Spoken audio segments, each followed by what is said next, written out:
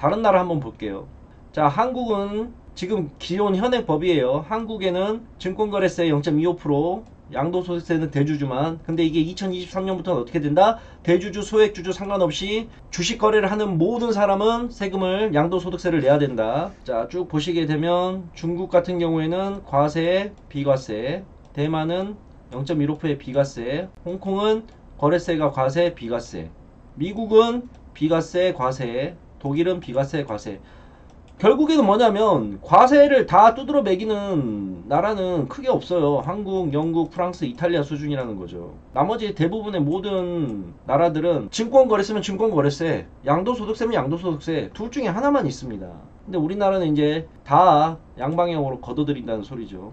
이런 게 만약에 설립이 된다 그런다면 향후 어떻게 될 것인가에 대해서 제가 좀 연구를 좀 한번 해봤어요. 제가 좀 생각을 해봤는데, 상장 주식 양도세법 개정으로 인해 예상되는 변화. 자, 첫 번째, 비상장 주식 투자가 더욱 활발히 될 거다.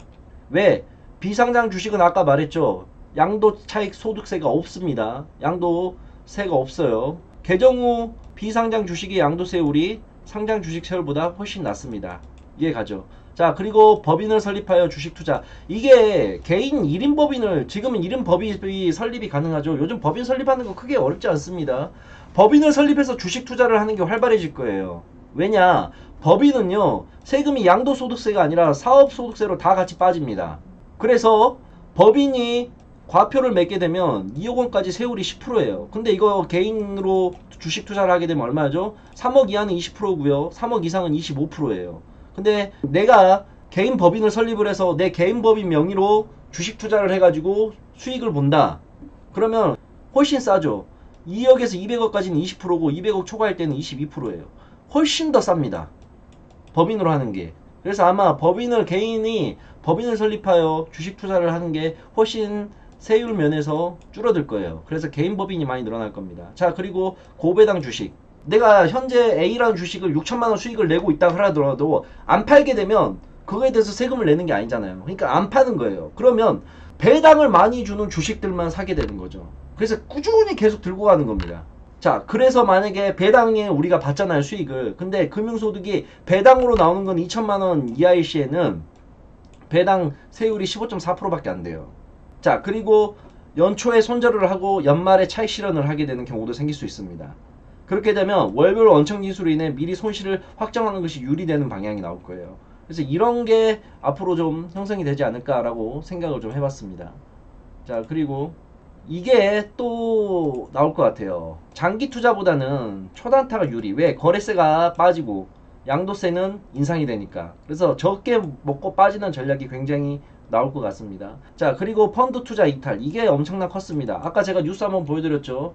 펀드 투자에 2천만원 공제 없이 전액 양도소득세를 과세를 한다고 합니다. 그러니까 펀드 투자를 해서 내가 수익이 받는데도 100만원이 수익이 됐든 200만원이 수익이 됐든 과세를 내긴다는 거죠. 양도소득세를. 그래서 이것 때문에 엄청난 문제가 되고 있어서 정부에서 지금 새로 이야기를 만들고 있어요. 자, 그래서 양도세로 인해서 주식을 적당할 때 처분을 해야 되느냐, 아니면은 양도를 하지 않으면 과세가 되지 않기 때문에 내가 갖고 있어야 되느냐. 그래서 어떤 생각이 드냐면, 강남 부동산처럼, 강남 부동산이란 거는 왜 항상 불패신화라고 하죠? 집값이 떨어지지 않을 거라는 믿음을 갖고 있기 때문에 부동산을 삽니다. 그래서 부동산을 사서 오늘 사서 내일 파나요? 아니죠. 10년이고 20년이고 30년이고 계속 갖고 있는 거예요.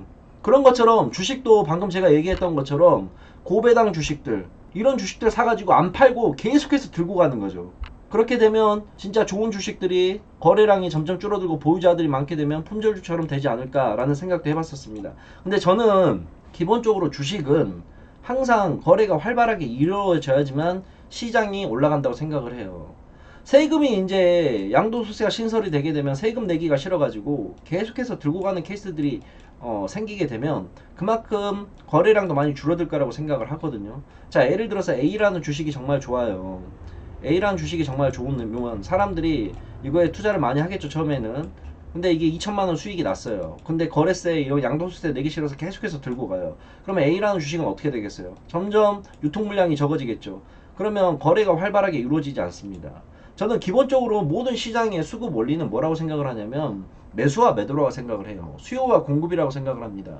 수요와 공급이 활발하게 이루어져야지만 시장은 상승이 나온다고 저는 생각을 해요. 그래서 항상 주식을 볼 때도 거래량이 점차 늘어가는 주식들을 많이 보는 거고 1년, 월갈, 주간, 일별 거래량 자체가 꾸준하게 상승하는 종목들을 많이 보는 편이에요. 근데 거래량이 점점 줄어든다? 오히려 전체적인 시장에서는 악영향이라고 생각을 하고 있습니다.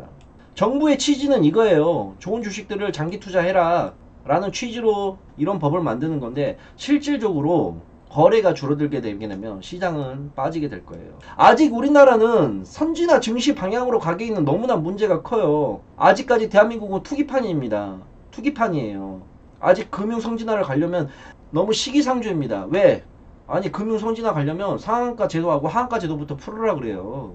미국은 상한가 하한가 제도가 없지 않습니까? 미국에는 상한가 하한가가 없어요. 근데 우리나라는 상한가 하한가를 두는 이유가 뭡니까? 쫄아서 그래요.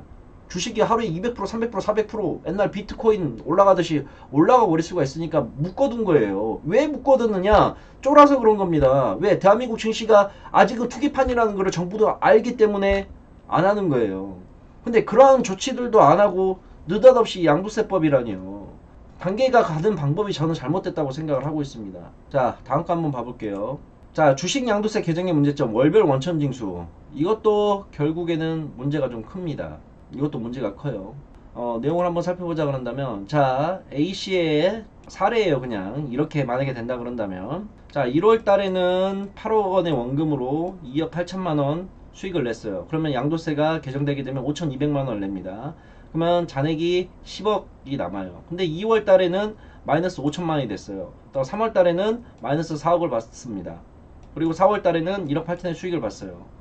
그래서 결국은 연간 금융소득은 마이너스예요. 마이너스입니다. 그러면 양도세 5,200만 원을 내년 5월 말에 돌려받을 수가 있는 거예요. 왜냐면 우리가 연간 기준으로 봤을 때는 내가 손실을 입었잖아요. 연간 기준으로 손실을 입었기 때문에 이 연간 손실을 입은 금액에 대한 손실금은 이미 5,200만 원 냈잖아요. 월별 원천 징수를 했다 그랬죠. 월별 원천 징수를 해서 2억 8천만 원을 수익받기 때문에 5,200만 원을 수익을 이미 낸 상태예요. 5,200만 원을 냈기 때문에 이거를 이미 냈는데 내가 연간으로 1월부터 4월까지 봤더니 결국에는 7억 2,800만 원입니다. 손실을 봤어요. 그러면 세금은 이미 냈는데 나는 손실을 봤기 때문에 이거를 돈을 돌려받아야 돼요. 근데 그 5,200만 원을 언제 돌려받느냐? 내년 5월 달에 돌려받는 겁니다. 1년 뒤에. 그러면 이 사람은 A라는 사람은 16개월 동안 이 5,200만 원을 가지고 재투자를 하든 뭘 하든 기회비용 자체를 아예 방탈당하는 삶이에요. 그래서 이게 굉장히 불합리한 제도라는 겁니다. 자, 그래서 저는 이게 정말 잘못됐다고 생각을 하고 있고 양도세가 그리고 2천만 원이라는 거 참 이야기하다가도 저도 참 웃게 되는데 너희들은 죽었다 깨어나도 2천만 원 못 버니까는 너희들에게는 해당 안 되는 내용이야. 이 논리는요 그냥 개인들의 꿈과 희망을 짓밟는 거예요. 자, 그리고 이제 부동산을 좀 함께 좀 묶어 놓으면서 규제가 세지게 되면서 부동산의 자금들이 주식판으로 옮기고 있어요. 그래서 이제 대한민국 증시가 공매도도 지금 계속 금지가 되어 있는 상황에서 조금씩 부동산 자금도 증시 쪽으로 흘러 들어오고 있고 이렇게 잘 되려고 하는데 느닷없이 지금 이런 법이 나오게 되면 이거는 뭐 길을 다 죽여놓는 거죠. 왜 갑자기 이 시점에서 이런 게 나오는지 저는 정말 모르겠는데 지금 법이 이렇게 나왔다는 거는요 향후 이렇게 적용될 가능성이 굉장히 커요.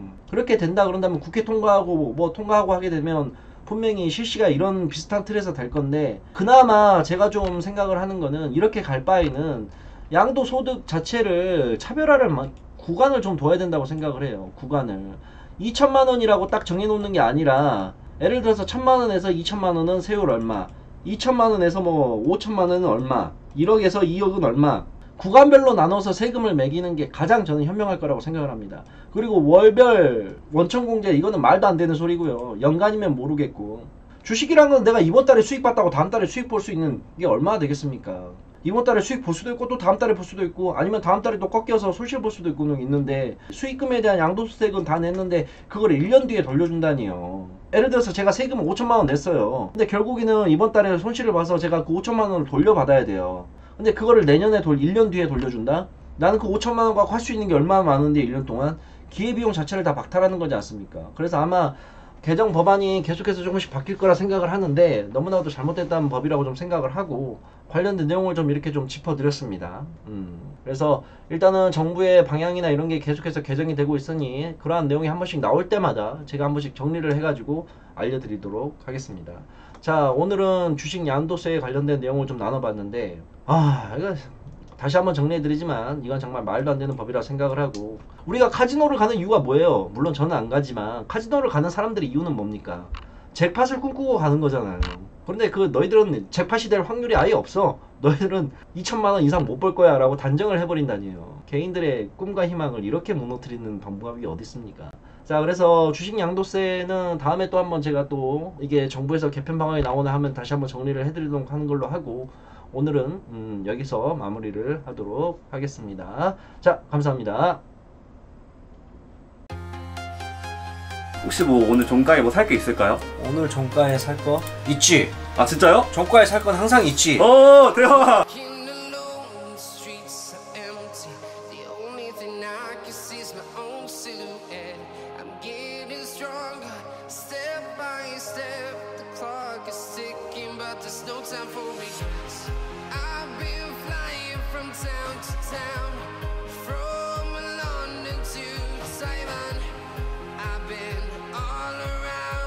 오늘 일단은 500만원 나머지 금액을 투입시켜 지금.